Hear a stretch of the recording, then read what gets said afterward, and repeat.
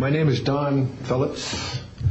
I was in the United States Air Force and had worked with certain intelligence agencies of the United States government. Prior to my Air Force, prior to joining the Air Force, I worked for the famous Lockheed Skunk Works. And I was working for them when I was attending college, and I worked for them in the capacity as a design engineer. It was one of my proudest moments of my life to work with a man by the name of Kelly Johnson. A lot of you might be familiar with that. It turns out that the models of aircraft that we were building, as you know, were all classified, were in the deep black, and that I came in on the end of the U-2 project. My main project was known later as the SR-71. The SR-71 had a predecessor.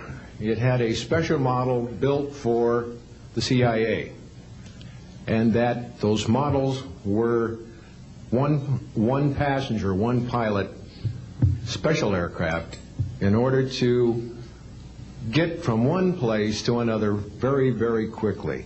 Now these SR-71s, as we know them, the Blackbird, are the type of aircraft that are still classified in a sense as far as the altitude that it flies at and also the speed records that it holds. I'm very proud to say that this aircraft played a big part in helping to end the Cold War. The aircraft, the predecessor aircraft, there's strong evidence to suggest that perhaps these aircraft had a different role once in the air. Each pilot, and I know a few of them, each pilot had an assignment before they took off, okay? They learned about the assignment immediately prior to takeoff, and there's strong evidence to suggest that there was a dual role in that they were monitoring some type of traffic to and from planet Earth. This can be verified at a later point. I'll jump into my military experience. My first field assignment for the United States Air Force was at Las Vegas Air Force Station.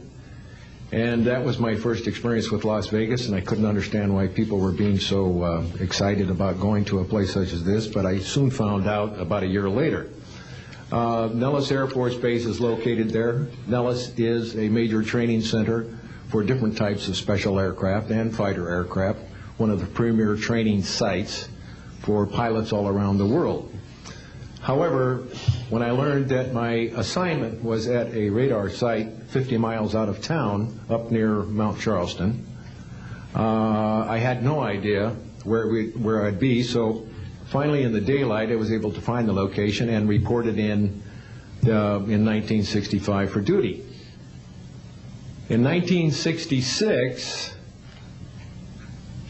early in the morning, about 1 to 2 a.m., I was staying there on base, and our barracks were at about 8,000 feet.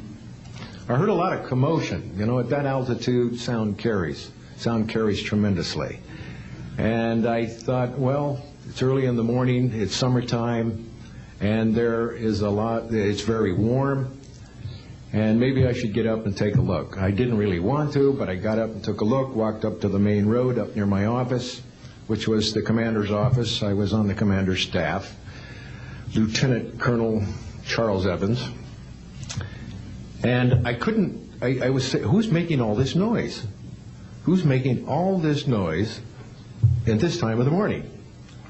So when I got within about 50 yards of the 4 or 5 people that were standing there, one being the chief of security, they were looking up in the air, and I said, gee, their heads are all looking at the same direction. Well, I looked up to the west, northwest, and to my amazement, there were lights flashing around the sky, moving at anywhere from what seemed like 2,400 to about 3,800 miles per hour. Now, the fact that we're taking an estimate from a distance, we figured, well, this is quite something. However, we continued to watch these darting lights go across the sky and stop absolutely stop, come to a dead stop, and reverse in an acute angle their direction, and then proceed on in sort of, they were traveling so fast that you could almost see a pattern left by, if you are computer people, when you move a mouse real quick across the screen, you see a little bit of a tail. Well, that's exactly the way these 6 or 7 craft worked. After 5 minutes of watching these things, they all seemed to group up to the west, northwest, okay? They started to come in on a circle. But what I would like to point out is that where they were putting on their display in the north-northwest sky, just directly east of that is what is known as Area 51.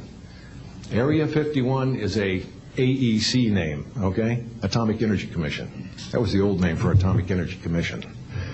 We knew it as the Groom Lake Flight Test Facility in the Air Force. And it was where we tested our aircraft after we got the prototype made from the Skunk Works. So here are these, let's get back to the circle in the sky. What they did was coalesce and started rotating in a circle, and then they disappeared. Well, I thought, gee, this is something that we have to keep quiet, and that was verified by the Chief of Security. But we waited there and talked it over for a little bit, and it seemed like, I think it was an hour. Then came the radar people from the scopes, which were at 10,000 plus feet, came down for their dinner at 2 o'clock in the morning. And the first person off the bus was a good friend of mine, Anthony Kesar. He said, he was white as a sheet, and he says, did you see that?